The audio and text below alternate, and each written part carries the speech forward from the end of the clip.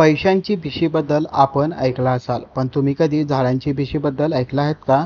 सोलापूरमध्ये ही झाडांची भिशी सुरू आहे.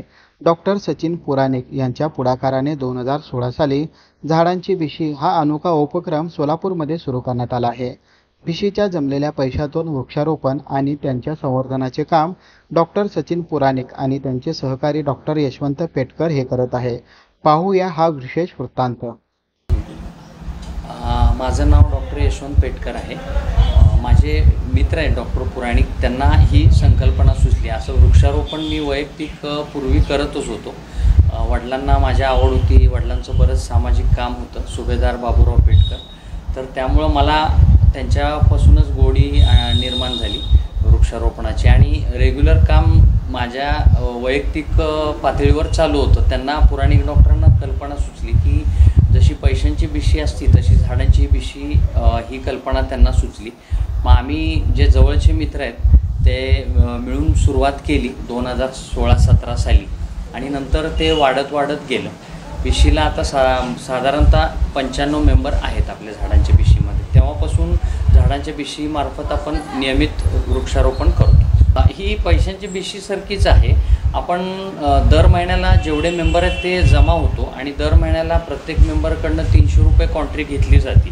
हा जो फंड जमा होतो त्यातनं चिठ्ठ्या काढून ज्याला भिशी लागली आहे तो जिथं म्हणेल तिथं ह्या पैशातनं त्यांना पैसे न देता त्या पैशाचं आपण वृक्षारोपण करतो.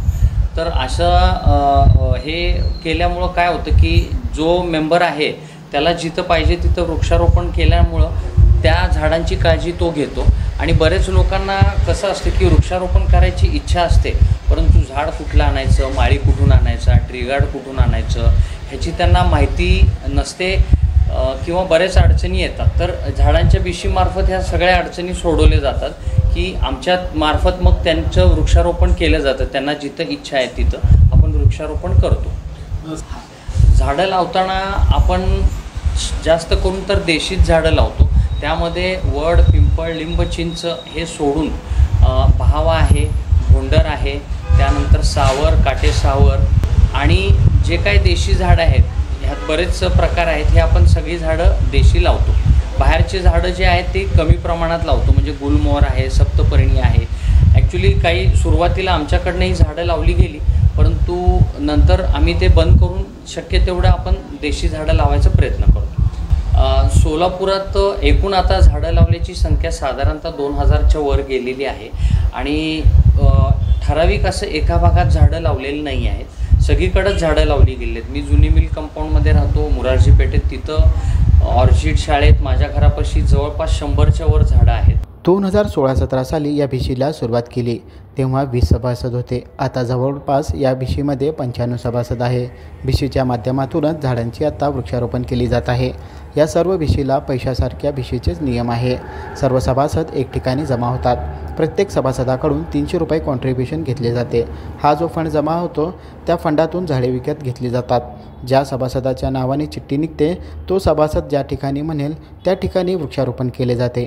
सभासदाने ज्या ठिकाणी वृक्षारोपण करण्यासाठी सांगितले आहे त्या वृक्षाची काळजी व संगोपन त्या सभासदाला करावे लागते.